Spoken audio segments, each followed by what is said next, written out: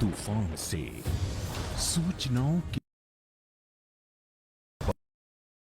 बयानों के जंजाल।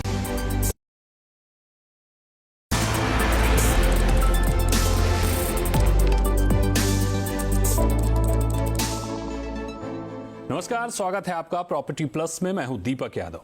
अंग्रेजी में कहावत है जस्टिस डिलेड जस्टिस डिनाइड, जिसका हिंदी अर्थ है कि देरी से मिला न्याय न्याय न मिलने के बराबर है। लेकिन अगर हम आपसे कहें कि आपको मिला हुआ न्याय भी अवैध हो सकता है तो आप क्या कहेंगे?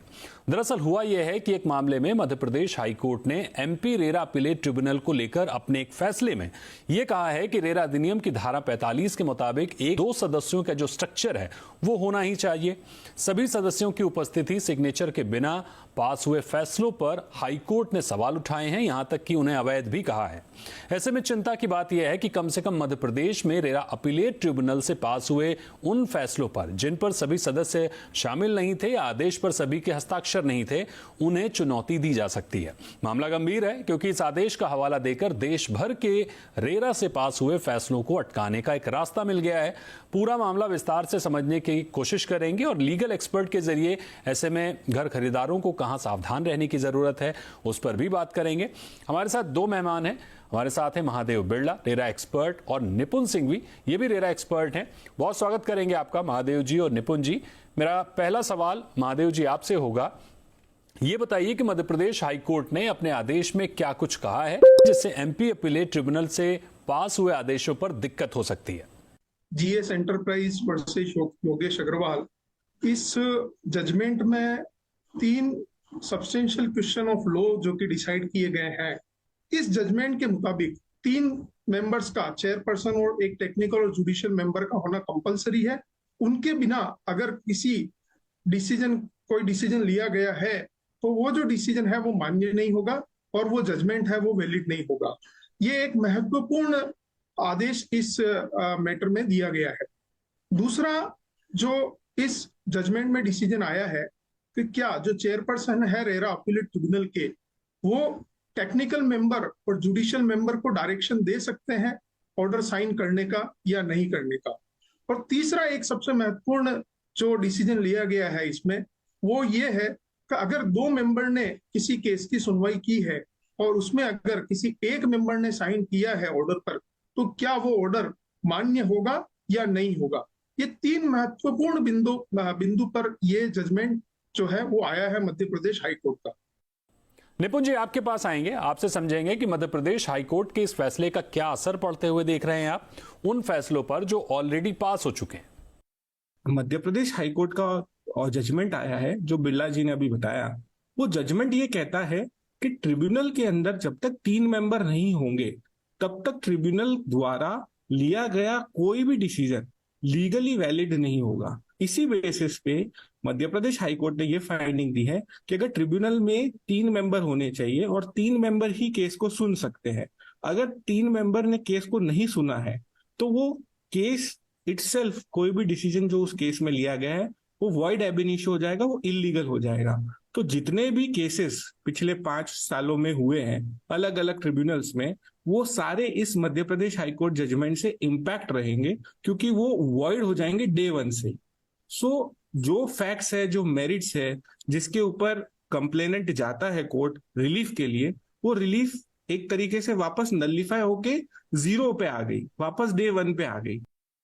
ठीक है, तो क्या सरल शब्दों में हम ये मानकर चलें कि रेरा आने के बाद से जितने भी आदेश अपीलेट ट्रिब्यूनल से जारी हुए हैं जिनमें जजों की पूरी स्ट्रेंथ नहीं थी, उन सभी को चैलेंज किया जा सकता है?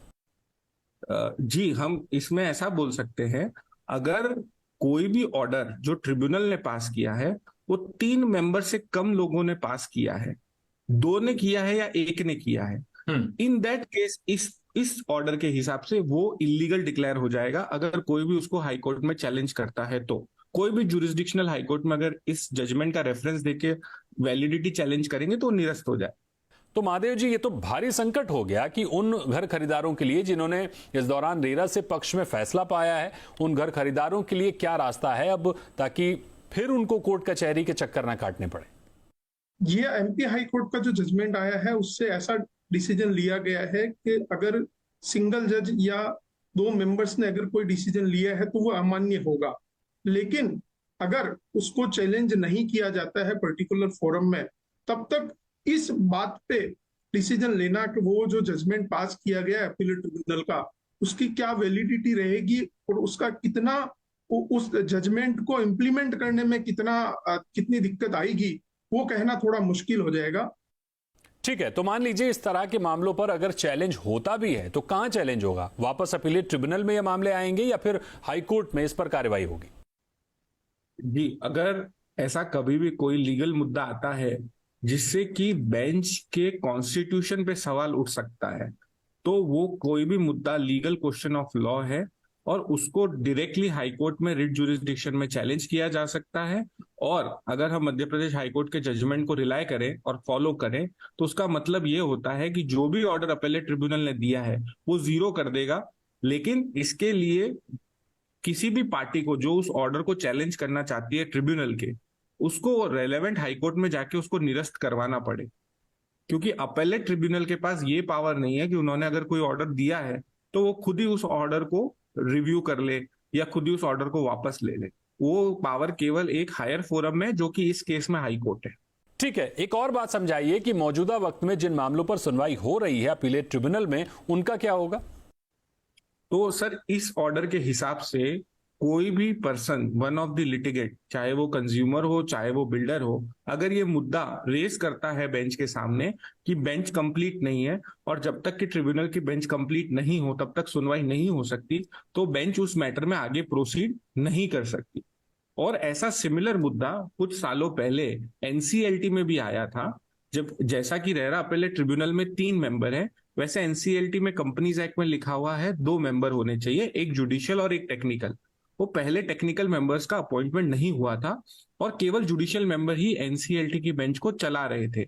उसी समय मैंने भी एक पीआईएल गुजरात हाईकोर्ट में फाइल की थी, ये चैलेंज किया था कि जब लॉ बोलता है, एक्ट बोलता है सेक्शन 413 कि 2 मेंबर सुनने चाहिए तो एक मेंबर नहीं सुन सकता, और कोर्ट ने उसको एक्सेप्ट किया। तो और बाद में ये मुद्दा जब सुप्रीम कोर्ट में गया तो सुप्रीम कोर्ट ने भी ये वर्डिक्ट दिया कि मिनिमम 2 मेंबर ही उस केस को सुन सकते हैं अगर लॉ कहता है तो अगर हम उस केस पे रिलाय करें और सुप्रीम कोर्ट की वर्डिक्ट को इस पर्टिकुलर सिचुएशन में लगाएं, तो भी यही कंक्लूजन आएगा कि 3 मेंबर के बिना अगर कोई सुनवाई अपीलेट ट्रिब्यूनल करता है तो किसी भी मूवमेंट पे अगर उस केस को चैलेंज किया जाए, उस मैटर को हाईकोर्ट में लेके जाया जाए, तो हाईकोर्ट उस मैटर को क्वैश कर देगा फ्रॉम जीरो। सो वापस से सुनवाई 3 मेंबर के सामने ही लीगल मानी जाएगी। महादेव जी, यानी ये तो आगे कुआं और पीछे खाई वाली स्थिति बन गई है। जो पास हो चुके ऑर्डर हैं उन पर चैलेंज का खतरा है, जो मामले सुने जा रहे हैं अधूरी बेंच में उन पर एक तरह की रुकावट लग जाएगी। रेरा का सेक्शन 44 कहता है कि 60 दिनों के भीतर शिकायतकर्ता को न्याय मिलना चाहिए। जाहिर तौर पर इससे पेंडेंसी बढ़ेगी, तो क्या न्याय मिलने में और देरी नहीं होगी? ठीक बराबर दीपक जी, अगर यही सिचुएशन बनी रही तो जो ग्राहकों को, जो कस्टमर्स को न्याय मिलना चाहिए उसमें देरी होती रहेगी। और जिस पर्पज के साथ, जिस ऑब्जेक्ट के साथ ये जो रेरा कानून लाया गया है, वो पर्पज कभी पूरा हो नहीं पाएगा, या ऐसा कह सकते हैं उसको पूरा होने में और समय लगेगा। निपुण जी, इस दौरान जो रेरा में शिकायत करने की तैयारी में थे उनको क्या करने की जरूरत है? उन्हें रेरा का रुख करना चाहिए या उपभोक्ता फोरम में या फिर दूसरी कोर्ट का रुख करना चाहिए? मैं ये बताना चाहूंगा कि जो उपभोक्ता है, जो होम बायर है, उनके पास सुप्रीम कोर्ट ने रिसेंटली बहुत सारे चैलेंजेस में अब ये कंक्लूड किया है कि एक होम बायर रेरा के अंदर भी जा सकता है, वही home buyer consumer protection act में भी कंज्यूमर फोरम में जा सकता है। तो ऐसा नहीं है कि अगर वो एक फोरम में जाके कंप्लेन करता है तो दूसरे फोरम से वो बाहर हो जाएगा। वो दोनों रेमेडी साथ में कर सकता है। लेकिन मेरा पर्सनल एक्सपीरियंस ये है कि रेरा एक बेटर रेमेडी है और फास्टर रेमेडी है। कंज्यूमर रेमेडी है बट वो प्रोसेस स्लो चल रहा है। जैसा कि हम जानते हैं कंज्यूमर फोरम में भी जजेस के अपॉइंटमेंट को लेके सुप्रीम कोर्ट में मामला लंबित है, उसमें भी जितने मेंबर्स होने चाहिए उतने मेंबर्स पैन इंडिया अपॉइंटमेंट नहीं हुए हैं। तो रेरा एक बेटर रेमेडी है, पर दिक्कत यहाँ क्या आ रही है कि रेरा ऑर्डर पास कर देता है और रेरा के ऑर्डर को अगर कोई भी लिटिगेंट अपीलेट ट्रिब्यूनल में चैलेंज करता है, अपीलेट ट्रिब्यूनल जो आज तक फॉर्मेशन में, अपॉइंटमेंट में वैसे ही देरी चल रही थी, जहां अपॉइंटमेंट हुआ और मामला लंबित था, ऑर्डर आ गया या मामला लंबित है, वो अभी बैक टू जीरो हो गया बिकॉज ये मध्य प्रदेश हाईकोर्ट का जजमेंट जो कि सही है, जिसने लॉ को इंटरप्रेट किया है सही से कि अगर 3 मेंबर होने चाहिए तो 3 मेंबर ही सुनवाई करेंगे। तो इसके हिसाब से मेरा ये मानना है कि लॉ का इम्प्लीमेंटेशन सही मामले में नहीं हो रहा, स्पिरिट में नहीं हो रहा। लेकिन इस जजमेंट के बाद अभी सारी स्टेट गवर्नमेंट्स को ये ध्यान रखना चाहिए, जहां पे भी वैकेंसी है अपॉइंटमेंट करे, वरना जितनी भी मेहनत करी है कंज्यूमर्स के लिए वो सारी मेहनत वापस जीरो हो जाएगी।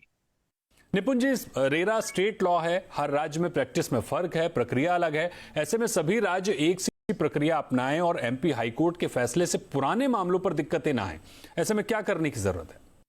जो सेंट्रल एडवाइजरी कमेटी बनी हुई है रेरा की, जिसमें कि सारी स्टेट्स का रिप्रेजेंटेशन है और सेंट्रल गवर्नमेंट रेरा को क्लोजली मॉनिटर करती है उस कमेटी के थ्रू, उसको ये मुद्दा इमीडिएटली एक्शन के लिए लेना चाहिए कि जहां जहां ट्रिब्यूनल में वैकेंसी है वहां वहां ट्रिब्यूनल का अपॉइंटमेंट जल्दी से जल्दी करे, ताकि जो रेरा का असली मकसद है वो पूरा कि ऑर्डर्स आए और उपभोक्ता को रिलीफ मिले वो कंप्लीट हो सके। महादेव जी, कुछ और कहना चाह रहे हैं आप? नहीं सर, यही पॉइंट है कि जितने भी, और अगर कोई बेंचेज जो कि बनी हुई है वो बेंचेज, क्योंकि कहीं स्टेट्स में अगर हम बात करें तो देर आर वहां पे एक से ज्यादा बेंचेज का गठन किया गया है, तो जो बेंचेज है वो बेंचेज में तीनों मेंबर्स, चेयरपर्सन, जुडिशियल और टेक्निकल मेंबर तीनों हो, ऐसी पूरी व्यवस्था वहां की जो सरकार है उसको करनी चाहिए, ताकि जो कस्टमर है, ग्राहक है, उनको जो निर्णय मिला है उसका सही तरीके से अनुसरण और पालन किया जा सके। बिल्कुल ठीक। जिन लोगों को निर्णय मिल चुका है उसको लेकर दिक्कतें ना हो, जो मामले सुने जा रहे हैं उनकी रफ्तार बढ़े, जहां जजों की बेंच पूरी नहीं है, जहां वैकेंसीज हैं उन्हें भरने पर काम तेज हो, और इसमें सेंट्रल एडवाइजरी कमेटी अहम रोल निभा सकती है। आवास मंत्रालय को भी इसमें दखल देने की जरूरत है कि अगर कानून कहता है कि फैसले पर सभी जजों की सहमति जरूरी है तो इस पर ध्यान दिया जाए। ऐसा ना हो कि मध्य प्रदेश हाईकोर्ट के फैसले को आधार बनाकर पुराने फैसलों को अटकाने की कवायद शुरू हो जाए। बहरहाल रेरा ने बीते सालों में तमाम अच्छे फैसले दिए हैं, ग्राहकों के हाथ मजबूत हुए हैं, जिन्हें और मजबूती देने की जरूरत है। निपुण जी और महादेव जी, आपका बहुत शुक्रिया हमारे साथ जुड़ने के लिए और हमारे दर्शकों को राय देने के लिए। तो यहां वक्त है एक छोटे से ब्रेक का। ब्रेक के बाद आपको दिखाएंगे राजस्थान रेरा से आया हुआ एक ऐसा